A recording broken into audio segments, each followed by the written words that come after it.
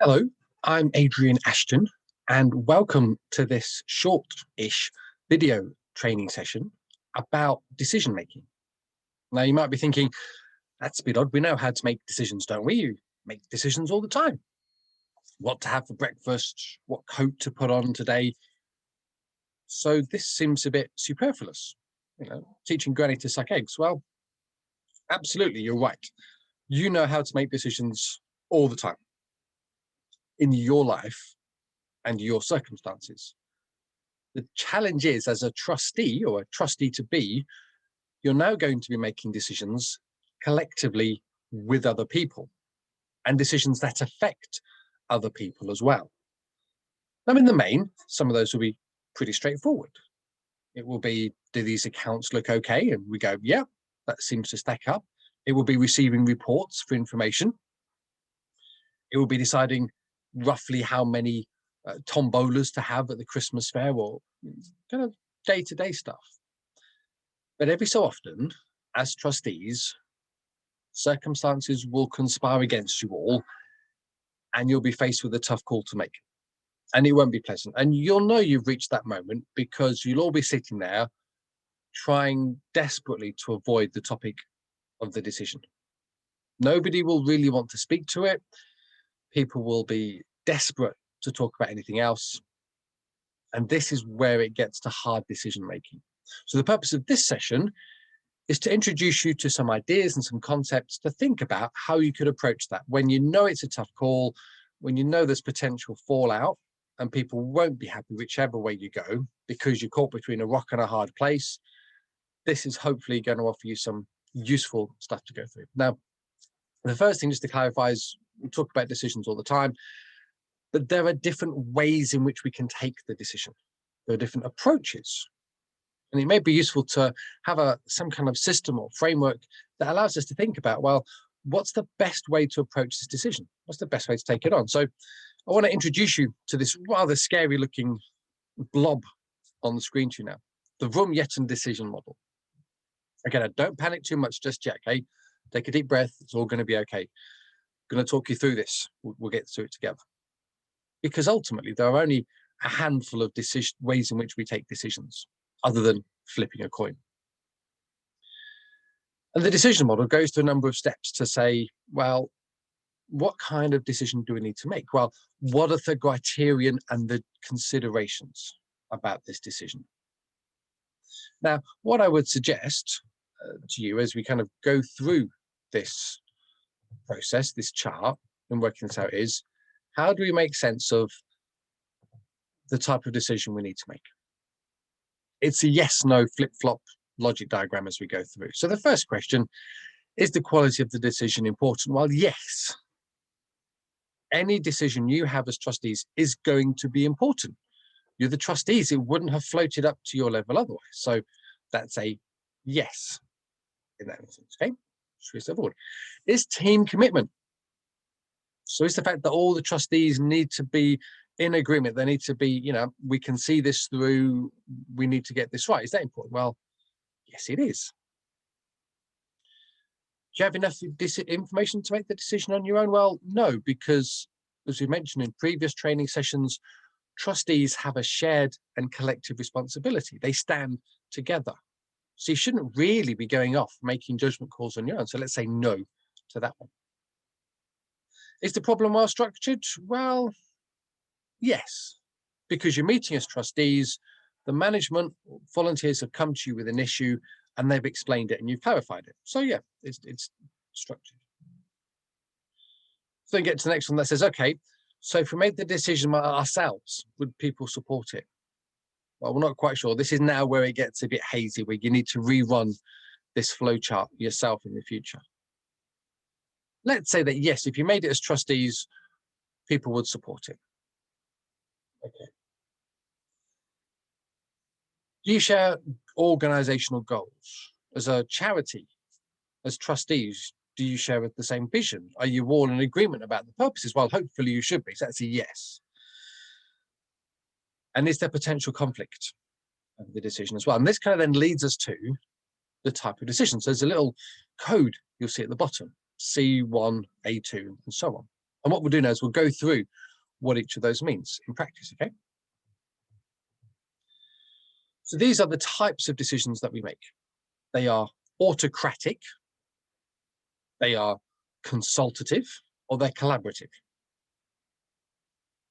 And in terms of different subsets of those as well, going back to that diagram flowchart, you can kind of cross-reference them back as you go through. So pause the video and wind it back, wind it forwards.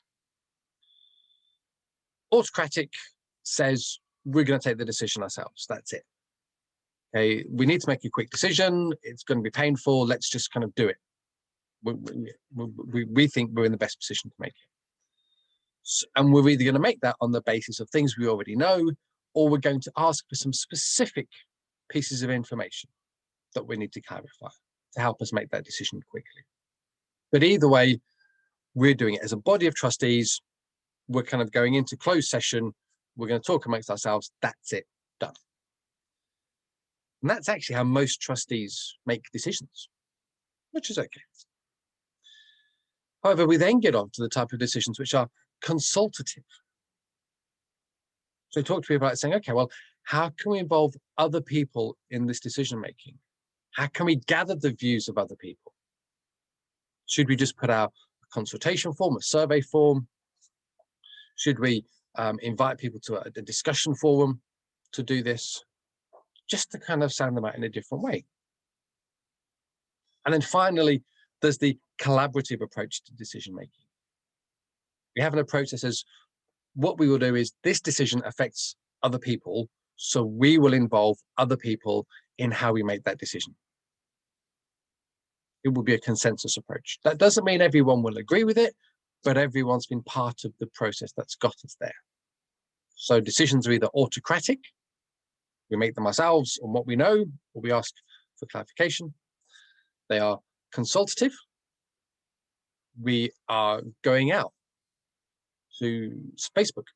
We do a SurveyMonkey poll. We do an event in a park. We seek other people's views. Or it's collaborative. No decision about us without us type motto. We work it that way. Now that kind of seems straightforward and fine. You go, okay, well, let's see that. And in the main, most of our decisions will probably be autocratic. We're trustees, we have a finite time, we have a specific focus about what our role is, and the decisions that come to us, that's straightforward. But again, it can get knotty. And this is why it's important to be aware of other ways that you can approach taking the decision when there are difficult decisions to take, messy ones where there don't seem to be any options that don't leave people getting hurt or there being fallout. So again, just as a quick run through those styles, autocratic decision making, they're fast, they're quick, but it can start to erode the culture of the organization because it stops other people having a voice or an influence or a say in it. It can, if you're not careful, start to drive a wedge in terms of that culture, those values of the organization. Consultative, people feel happier. There's a more positive culture coming because people feel they've had a say. And because people feel they've had a say, they can be more supportive of it in the future. But again, if it's not managed carefully, we start to find small pocket interest groups saying, oh, we'll use this consultation, we'll use this decision process to put forward our agenda, what's important to us, which may not be in the best interests of the organization or the charity as a whole. And then finally, this idea of being fully collaborative, reaching a consensus. And in some ways, this is the ideal way to make decisions. Because in a good facilitated consensus decision-making process, even if the choice that's made is not what everyone's first choice was, everyone can still back it and accept it and support it and see it through. Because they've all had the opportunity to understand the issues, to understand the implications of the choices, and work them through coolly and calmly together. But it has a cost. It takes a lot more time. It can be messier, so it needs to be well facilitated. And it also bases on the assumption that everyone has the same information. So there isn't an inequality. There aren't kind of subtle power structures or power plays going on. But those are your options in how you approach decision making. But again, like I say, this is primarily about what about those awkward, difficult ones that there is no ideal answer. Well, in some ways, approach it as a problem. The problem is not the problem. The problem is our attitude to the problem and how we're approaching it. That's often why decisions become difficult. Not because of the choice we've got to make, but because of the way we are approaching it. We haven't structured it properly. We haven't thought about how we work it out. So it may be more useful simply to objectify this, depersonalize the whole thing, and create criteria about the decision. What are the things that this decision is trying to address? What are the options that we're trying to work through? And we can start to create a grid, a matrix that says, okay, well, in comparison with each other, how long would each decision take? If we took that option or that option or that option, how long would each take to enact? How much money would it take to make it happen? How many people would we need to involve? What might displace existing activity going on within it as well? And ultimately, how big might the fallout be from this one as well? So we can start to create an objective criteria to make this decision in. So rather than come at it and come, we've got to create this ideal solution through conversation. Simply have some open-ended conversations. Map out those options that you've got, those choices that you have in terms of this question, this issue, and then hold all of those choices against a criteria. Now, a simpler way to start in this might be just to visualize an XY chart, okay? One up and one across. The XY, this is also known as the organized abandonment chart. Now, you can look this up online, but it's quite simple. Like I said, it's an XY chart, one line up, one line across. And when organized abandonment is used in a charities context, there's two criterion only to the decision and the options that you're looking at. One criterion is vision or mission or charitable objectives. How far does this option map in terms of it delivering, it protecting our charitable purposes, what we're here to do?